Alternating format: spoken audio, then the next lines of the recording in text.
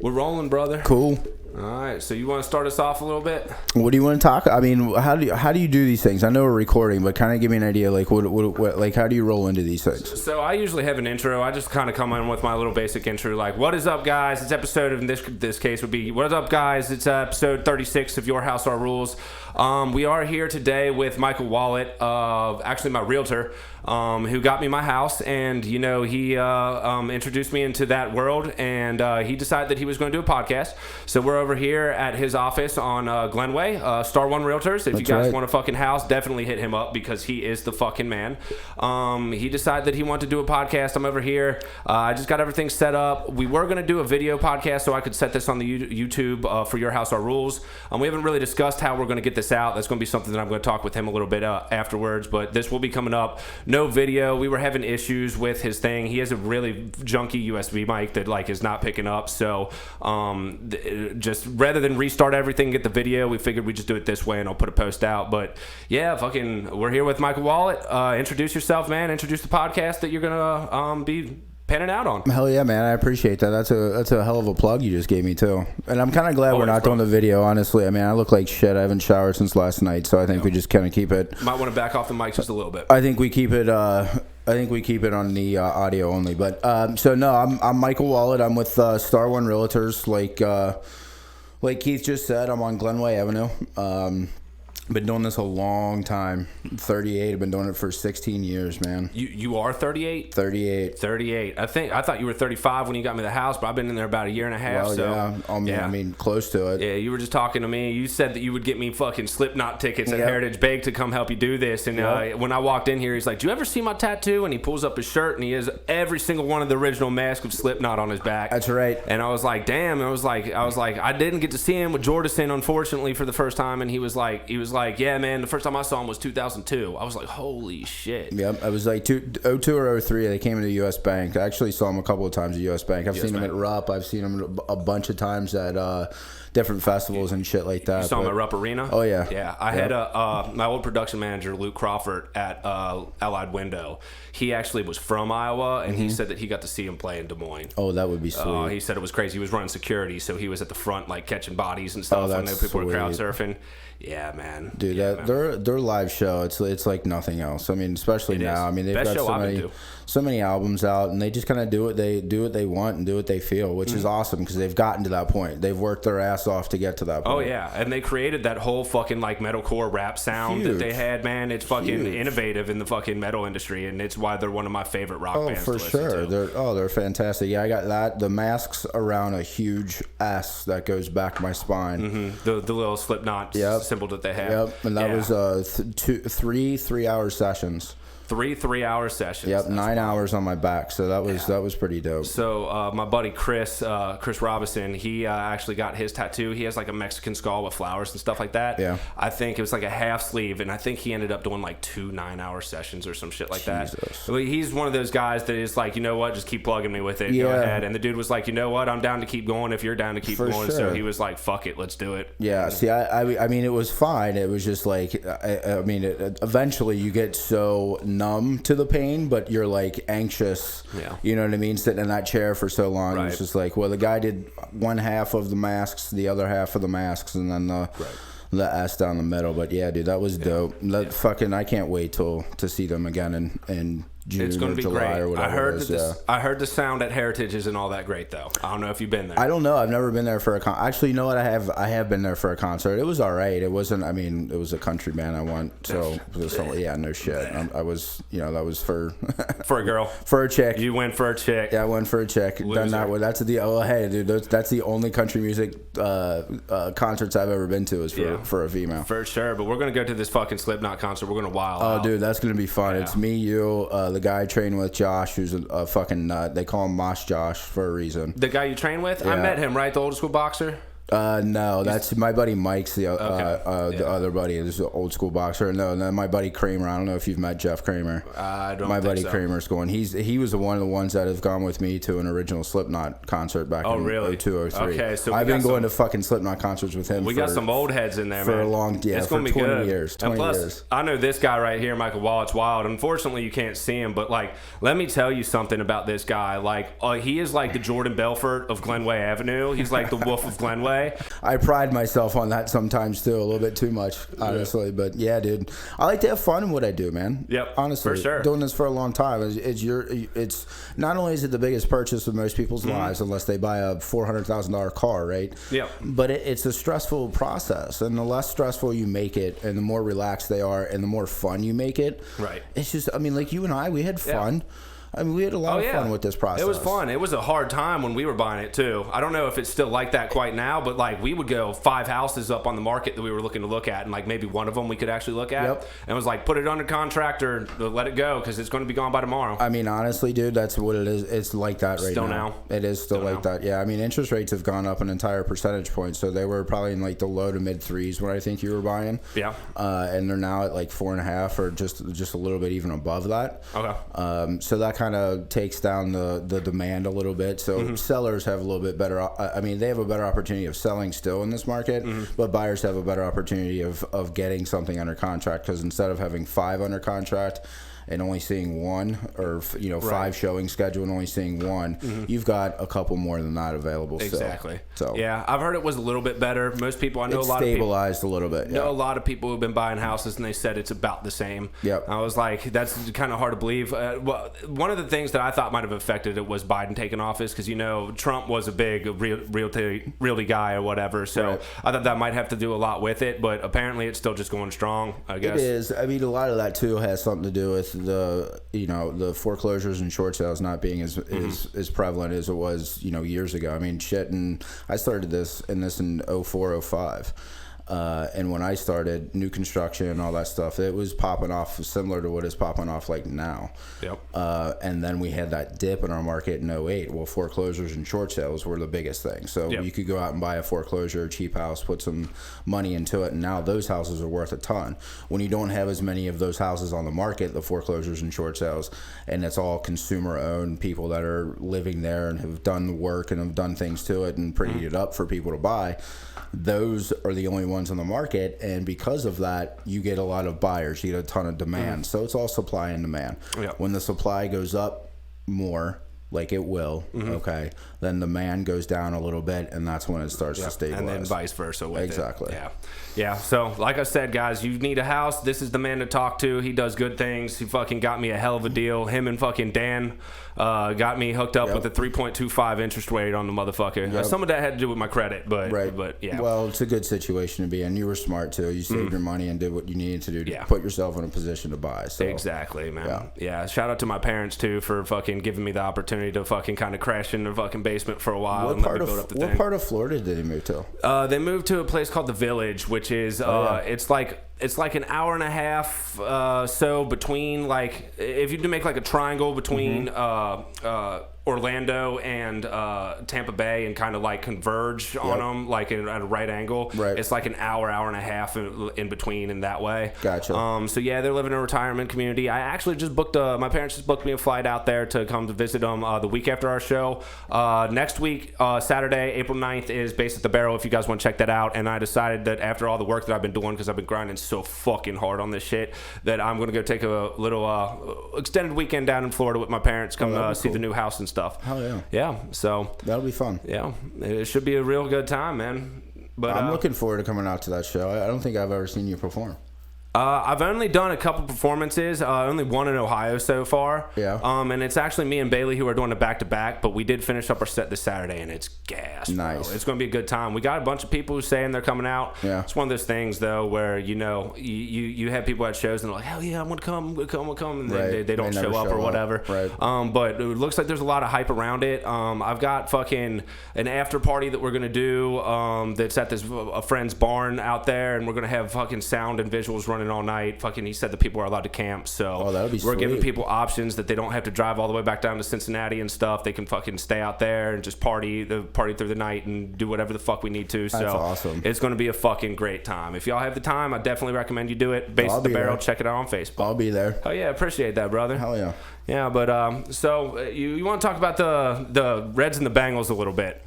We were talking a little bit about the Bengals before. I don't know much about the Reds. I just know they're fucking shit. Me either. I mean, I don't know what ownership's doing. Bob Castellini, I don't know what the hell they're thinking. I mean, he was talking today in a press conference about the team and have faith and all this other stuff. But if you look at their roster, especially, top to bottom with hitting and stuff I mean, my God, dude, it just looks terrible. My buddy Drew was putting something into perspective. He's like some dude that had a chance to fucking win MVP or something in the next year or two. Yeah. And he said they traded him and they got some dude from the Mariners who was like their 15th top prospect or some shit like that. I don't get what they're looking for in return. Like what they got in return for some of these guys was just nothing. It was like, what, 3-4 years ago that they literally dumped everything and they were fucking opening up salary cap and trying to fucking get some new people in there, and then it seemed like they just kind of did the same thing 4 years later. Yep, and that's the thing. I was listening to Mel Egger on 1530 earlier today, and he was like, it felt like so many years where they're getting the bus going and they're starting momentum, and then the fucking brakes hit. Right? They fucking just stopped, got everybody off that bus, and then tried to start over again. And now they tried last year's team. A lot of people had hope. Right. A lot of people had hope. Yeah, but and now the brakes fucking again got everybody off, and now they're starting over. I remember Stolze at the beginning of the year last year was like, my buddy Stolze, he's been on the podcast a couple times. He's like, damn, the Reds actually have a good baseball team. And I was like, dude, you know better than to fucking say that shit. Because at the end of the year, you're just going to be disappointed at Cincinnati sports. Right. Not so much with the Bengals this year. Dude. Who are doing opposite moves. They've got a stellar O-line. We've got a fucking defense, or an O-line now, which is all we really needed. And they did what I really wanted them to do, which was like find a veteran O-line. Yep. Because like we have the young high-flying offense. We got the young players that gel well together. We got the young coach who's fucking doing the thing. And now we just need some fucking old heads that are fucking ready to fucking defend our quarterback. Yep. Dude, it was great. And the thing about it is they looked at the draft. I think the reason why they signed O-line in the offseason more than anything is because they looked at the draft, saw that the O-line was going to be really strong in the draft. And a lot of teams need O-line. Well, I think with having a veteran O-line that you have a better chance of building around that than bringing the new guys Exactly. So let them take all of these O-linemen in the draft. Let's build upon the veterans that we have to protect Joe Burrow. 2 Super Bowl champions on our line now. Oh, for sure. Yeah. Guys who played under Brady. I mean, my God, what could you ask for? You can't really ask for much more, man. I mean, there's been a couple of analysts and stuff that have been looking at it. They're like, damn, the Bengals actually know what the fuck they're doing. A couple of guys on ESPN, I read an article the other day, and a couple of guys on ESPN said that they thought the Bengals had the best offseason of any other team. Probably. And they didn't even really need to do all that much with it. No, for real. One thing that I know that we're looking at really heavily now is tight end, because now that Ozama's gone, we got Hayden Hurst. Yeah. We got Hayden Hurst. Yep. Would we pick him up in off season? Because I read something today that they were trying to draft a tight end. They will be, but we got Hayden Hurst, I think, a 1 or 2 year deal. He was on Atlanta's team last year. Obviously was behind Kyle Pitts, who they drafted, I think, 5th overall or whatever it was. Right. And then he was before that, the year before that, I think he played in Baltimore.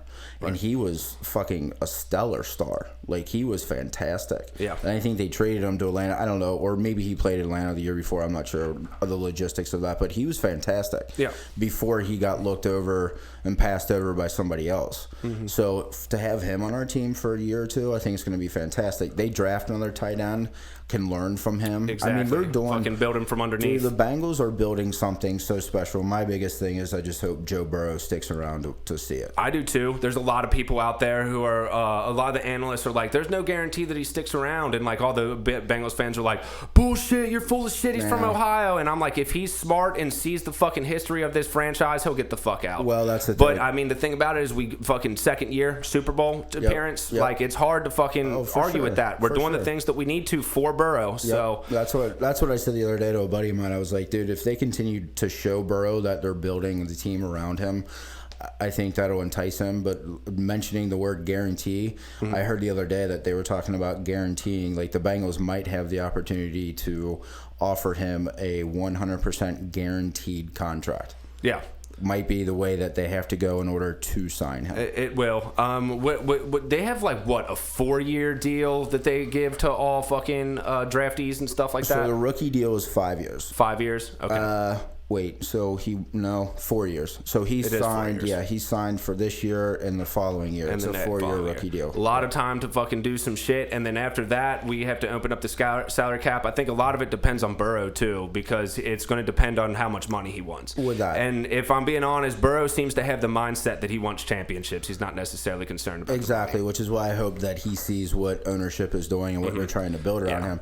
Another big thing, too, is they're starting to talk about getting an indoor practice facility. Yeah, I've seen that. I saw that today, and I was like, really? That'd be kind of dope. Because, I mean, shit, they practiced underneath the bridge right next to Paul Brown Stadium in the wintertime. Especially if you're thinking this team's going to be doing work in January and February. They need to be indoors. Yeah. But I'll tell you what, the mentality of this past team, this past year's team, I love. They didn't give a shit about where they were practicing. Yeah, they were underdog mentality. They went into these games and they did what they needed to do. Does worry me a little bit and not having that underdog mentality again, because now the fucking ratings are up for them. They're like, I think, 4th to be picked to make it back to the Super Bowl. Yep. Behind, like, I know the Buccaneers were number 1. I think Green Bay and St. Louis were above them as well. Yep. And that was the only 3 teams that were above them. And now it's like, man, there's a lot of pressure on their shoulders. A young team, but I think we got the talent to do it, and I think that we got the fucking quarterback to fucking do it. Oh, so. Dude, Burrow's a star. He's the man. I just hope the expectations don't get too much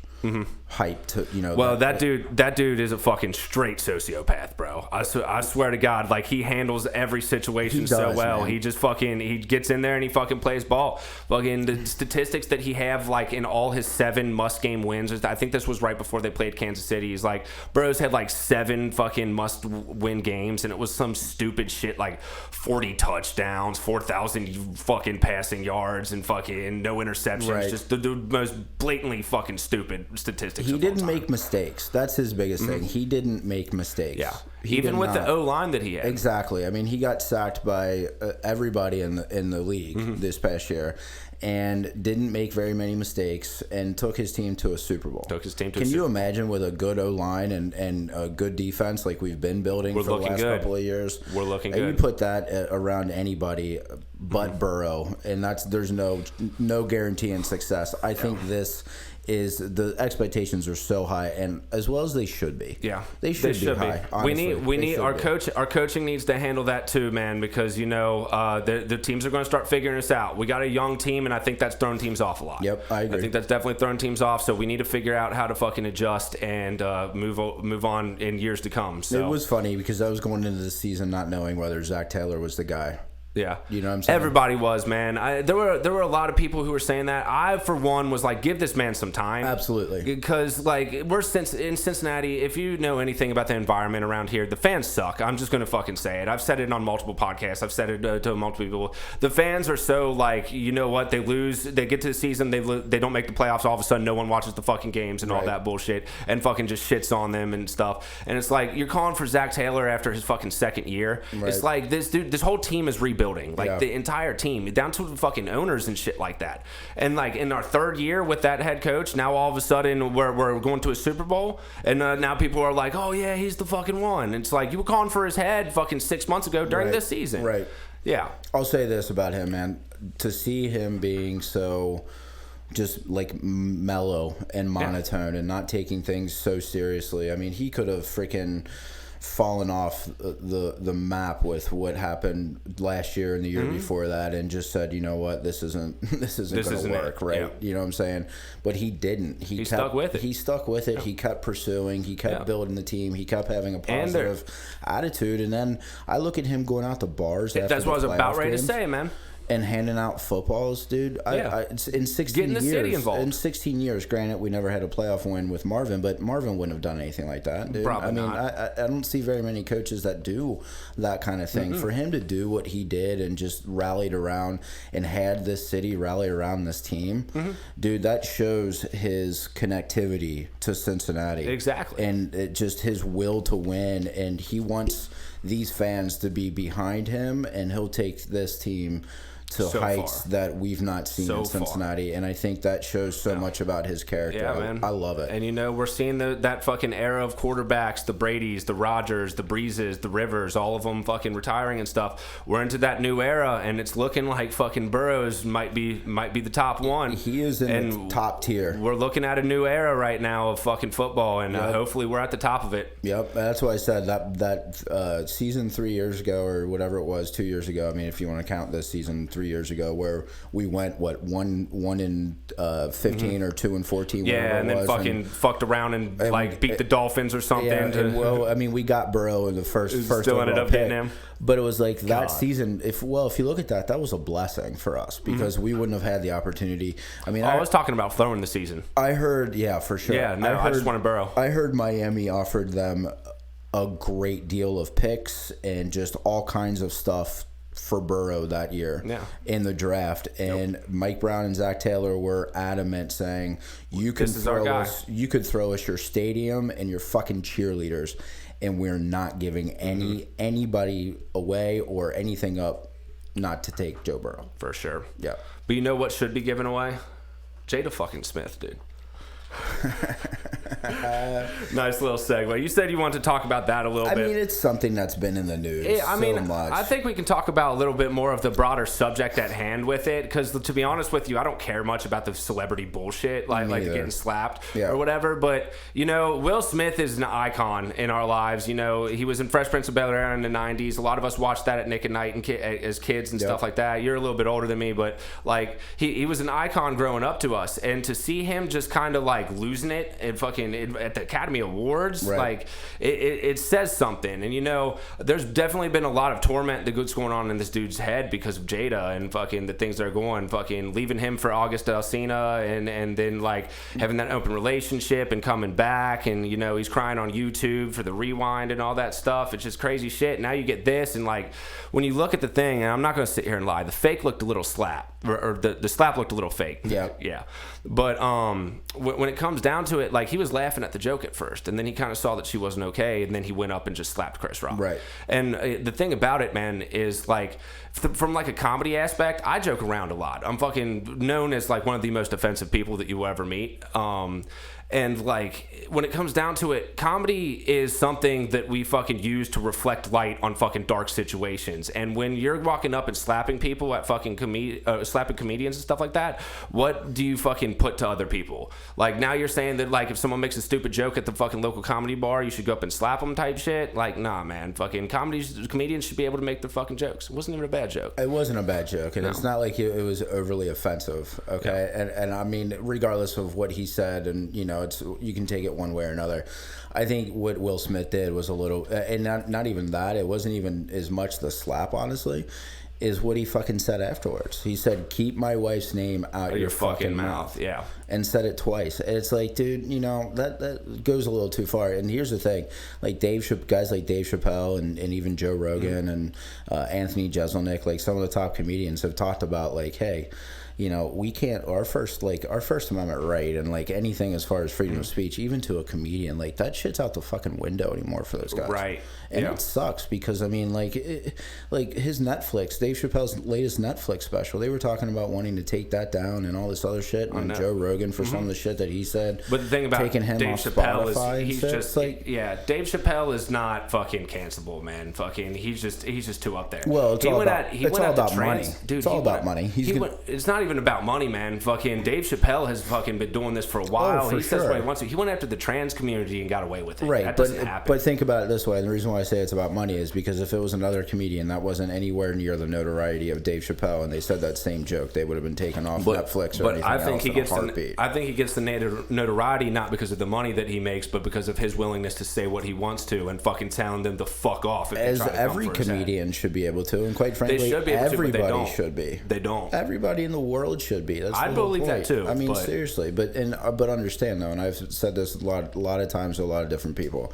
You should have the ability to say anything that you want, but you gotta understand the ramifications that could come with it. Yeah, exactly. And if you're willing to take it, then fine. And also, like, one thing that I want to comment on about the entire situation too is, like, I respect Will for fucking standing up for his wife. Like, you made the decision to stay with her and do that. It was probably a bad time to do that. You could have handled it in a different way. I respect him for handling his wife, but at the end of the day, I think that it's fucking causing a little bit of psychological issues that he might need to be dealt with, and I think it might be just getting rid of Jada. Yeah, you can tell there's a lot of shit going on with that man in his life, with his family and everything that he's got going on. I mean, then he took the stage and gave a speech. I think he won Best Actor, didn't he? Yeah, it was he won Best Actor for I think it was Best Male Actor or something like that. I don't remember what it is. Serena but and then he was Venus crying. Williams movie that he was in for playing Richard Williams. Yeah, King Richard. Yeah, King Richard. See, here's the thing, man. I want to know straight up whether that was either staged, the whole thing was staged, or if it was something that truly happened from an inner emotional reaction. I could see it being an emotional reaction. The reactions looked real, but they're trained actors. Correct. The slap looked fake. And if you look at, like, a screenshot that they have, like, Chris Rock just stood there while he walked up to him. He was kind of had like a bent hand when he was doing it, open palm, like left the palm a little bit too much. Right. He had his eyes closed. He was shrugging over. Felt like he was anticipating it. He was anticipating it. Like he knew it was going to happen. And when you look at, like, the ratings of it, like, I think it was 1997, there were 50 million people who were watching it, and there were only like 12 million or something in the current year. So, like, the ratings had dropped, and it was the lowest viewed one of all time. So a lot of people think that they might have been doing something to fucking get the views for that purpose. Yeah. And honestly, man, that's the thing. They do that, but see, they do it to themselves. Mm-hmm. The ratings they get is all on them because of how they conduct their shows. Right, but I mean, at the same time, it is the fucking Academy Awards, it is the Oscars, and, like, it is, but it should be about movies. Yeah, well, stop putting so much other emphasis on politics and everything. Exactly, else, but I don't know if it's when just you're the making fact that $20 million a year. I feel like something as fucking big and legit as this fucking award show that they're doing. I feel like that's not the way to go about it if they want views. Absolutely. Maybe they just needed shock value to do that. But, like, it's hard to believe that they had Will Smith slap someone and fucking start cussing at people on live television to get ratings. Right. Yeah. I agree. Yeah. But see that. But like I said though, they did that shit to themselves, man. They did that shit to themselves because you can tell the country doesn't want to watch a bunch of wealthy Hollywood million and billionaires talk about stuff that they really truly can't relate to. Well, here's a point too, because I was talking to a couple people in my group chat about it, and I was like, the thing about it is, I was like, the silver screen's taken over. No one really wants to watch fucking movies anymore, especially when, like, movie theaters and stuff are closing down. Go and spend $10 for fucking popcorn. No, I can fucking download, like, the new Godzilla movie came straight to HBO Max. I remember that. I was like, damn, they're really starting to release fucking AAA movies to just your television screen. And I've heard some stuff that they're trying to introduce new things, like I know they've had pay-per-view for a while. Apparently they want to do live shows at concerts and stuff like that. I don't really find that something that is attractive. But when it comes down to it, when you have a movie, years ago you had to do the movies fucking hour and a half that you could watch it out. Now we have things like Game of Thrones that have revolutionized the $1 billion fucking budgets on episodes, fucking 10 episode seasons and shit like that. You can expand out a 10-hour fucking season over multiple seasons and just expand the story fucking 100 times over. For sure. Rather than do it in an hour and a half movie. Or like you have the Lord of the Rings, which is like 3 movies. They're 3 hours long type thing. So I personally like the shift over to television series. Streaming. I like them more. I don't really. Streaming. I really don't like movies as much anymore. Absolutely. There are times to have movies if you just don't have a story that can fucking pan out that much. Sure, that's cool. Right. But then I like seeing some stuff that's panned out. Right. Yeah. Streaming's definitely taken over. Yeah, for sure. It already has taken. And maybe that's part of the reason why their ratings haven't been so, you know what I mean? Because, I mean, most people went and saw these movies. Yeah. Whereas now it's like, I mean, I don't see. Well, the best movie was a Netflix movie. Right. That's what I'm saying. So I haven't seen, you know, hardly any movies in an actual movie theater in years. I went and saw the new Batman recently. Spider-Man was the last one I saw. And to be completely honest with you, I fell asleep for about 15 minutes of it. And it was just. Did you see the new Batman? It was cool. I have not yet. Okay. No. I mean, it's good, but I will say this: the Christopher Nolan Batmans, dude. I don't think this even compares to any of the 3 that he produced. Not a huge Batman fan, if I'm being completely honest with you. The Dark Knight is one of the best movies of all time. I agree. But that's just because Heath Ledger is. And you know that got snubbed that year for Best Picture for Slumdog Millionaire. Yeah, that's what I was talking to someone about. They were talking about these movies that win, and they're like, usually the best reviewed movies are the ones that don't win Oscars. Right. I was like, that's not true, man, because most of the movies that win are shit that people have never heard of. Like Slumdog Millionaire, it got really good reviews, but fucking most average people hadn't. I watched it. It was terrible. Yeah. It was terrible. I've never seen it. Oh, it's terrible. Yeah, don't watch it. Oh, it's terrible. I like movies. I like those type of movies. I can probably get into it. I have a little bit more understanding of some of them, but it's just not one that I've ever watched. To be honest with you, I haven't seen all the movies. I know Netflix released all of the categories that like all the nice. films and. I didn't know that. That's sweet. They had a category that came on now that everything that was nominated is on a certain category that you can go through and watch on all Netflix. And the only one that I had seen out of those was Don't Look Up, which was a fucking phenomenal movie. Really? Yes. Have you seen Don't Look It Up? Not even Leonardo DiCaprio, Jennifer Lawrence? No, not you even need to watch heard of it. It's like this political comedy, and the thing about it is like it kind of has this like it's a political comedy, but it's so fucking over the top. But how over the top is it? Mm-hmm. Like the people are just shitty people, and they're doing the absolute dumbest bonehead things, and it kind of fucking reflects real life society with Right. social media and how people would react to stuff like the pandemic. But basically the premise of the movie is there's an asteroid coming for the world. It's going to destroy the planet, and now they have to deal with it. And just the amount of time it takes to get shit done, and watch it. Right. Watch it. I don't want to ruin too much No, of you're it, good. but you'll realize in about 30 seconds what the movie's going to be like. I'll have to look at that. Oh, Yeah. dude, every single line has some sort of. And that's on deeper meaning to Netflix. it. Yes, it's on Netflix. Yeah. And that you said it was Leo and who else? Jennifer Lawrence. Yeah. See, I never liked her Jonah because Hill. Jonah she's Hill's a in it. Louisville grad, right? She's a Louisville fan.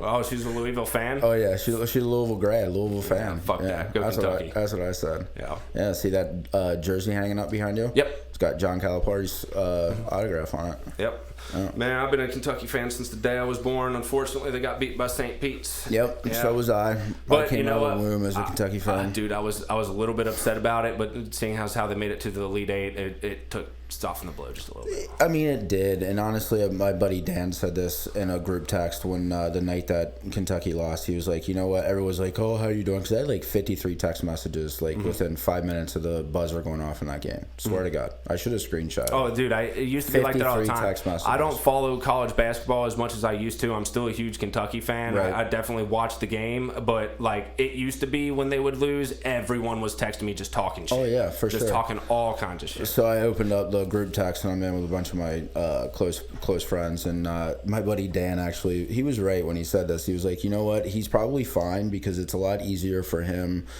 with Kentucky losing in the first round to get over it than he is if they advance so far, Dude, especially to the Elite Eight and the Final Four, where it sucks because they're that close, and to not finish the job when they're that close is a lot more devastating to me. Do you remember the year that they made that fucking march to the national championship game as an 8 seed with the Harrison twins? Yes. So in the Elite Eight, I was at the game against Michigan when Aaron Harrison hit that hit that wing three to fucking win the game. Yep. And then I was in Lexington the next week for the Final Four when they beat Wisconsin to go to fucking UConn. Oh, that's amazing. On State Street, fucking shoulder to shoulder. Dude, I drank like 8 beers in the 2-block walk to Straight Street. Yep. There were couches on fire. Someone was riot gear. Fucking, it was absolutely fucking nuts. And then they lost in the national championship to number 7 UConn. Yep. Yeah, and it was you're right. It was a lot more devastating. See, I actually pace around my garage. I'll be honest with people. I actually pace around my garage. I listen to the games. I never even watch them. Regular season, especially the NCAA tournament. I listen to Tom Leach and Mike Pratt. I listen to the games. For sure, bro.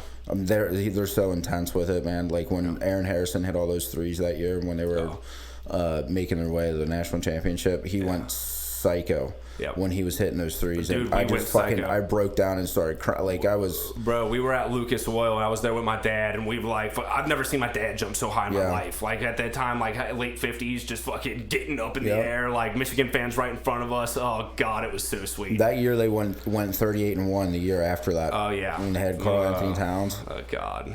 That team was insane. Bro, the one team that I did not want to run into in the fucking tournament was Wisconsin, bro. Because they fucking slowed the game down. Because they've been there before, too. Yeah, and it just did not have a good look to it. Yep. We ended up losing. And then who won that year? Fucking Duke. puke. Fuck off. Of all teams. God damn. They're in it this year, Final Four, man. Yeah. Against North Carolina. Coach K's last season. Yep. And it's funny, people are like, well, is recruiting going to fall off for them? No, they got the #1 recruiting class coming in for next year. They might, but what's the next coach going to do? It's John Shire. They named John Shire as their next coach. He's been at Duke. We'll see. It's going to be hard to fucking. It's going to be hard to you can't follow in Coach K's footsteps. Yeah, no, it's going to be hard. But the fact that he played under Coach K and he's been coaching under Coach K for years. Calipari's been doing it for years, taking fucking. Up until recently, he only missed the Sweet 16 one fucking year, and it was the year they lost to Robert Morris, and that team just really wasn't that good. No, the year they lost to Robert Morris, they didn't make the tournament. Yes, I know. Yeah. That was the only time that in like his first 10 years he did not make at least the Sweet 16. There was one other. I don't think so. They lost to Indiana in the round of 32 when they had Tyler Eulis as a sophomore the year after they went 38-1. I think wasn't that after that? No, the year that they lost to Robert Morris in the tournament was the year after they won the national championship. You might be right, but he was doing it. The point was he was doing it with all freshmen. Correct. Every fucking year. Yes. Well, now we got all these grad transfers and stuff, and it's funny because Calipari always said, "I'd rather have the top talent, meaning 5 stars, all these freshmen, people coming in, recycling in and out, and all that stuff, than I would rather have experience." Mm-hmm. He'd rather have the top talent than he would experience. Yeah. And it's funny, he's always said that. Granted, he is underperformed, in my opinion, at Kentucky. Yeah, my uncle was calling for his head this year. This year, he had a shit ton of experience, and they lost in the first round. Yep. Yeah, so we'll see what happens with that. Also, fucking Kansas now the most winning basketball team. I mean, dude, the thing about this. It's been a tough year. Let me ask you this question. After Calipari finally retires, in the next probably 5 years or so, who would you like to see as the next Kentucky head coach? Shit, I don't even know. I couldn't even begin. It would have to be 5 years from now too. We have to see who's doing it and stuff like that. So that's a really tough conversation to have. Calipari's done so much for the modern day Kentucky organization, and picking another coach is another kind of coach. So following those, and not those footsteps is going to be very difficult. Yeah. For sure. It is what it is. We'll see how the fucking shit pans out, and when it happens, we'll deal with it. Yep, I agree. Sure. So I think we're about 36 minutes in. We kind of want to make it a little bit shorter this episode, not having video, and he's got to go do some stuff. It's starting to get a little bit late. I got to go home and get to bed and wake up and stuff like that. So, yeah, for sure. This is episode 36 of Your House Our Rules. Introducing Mike Wall. You may be seeing him on the channel a lot more now. We have to talk about that a little bit, but until next time, peace. See ya.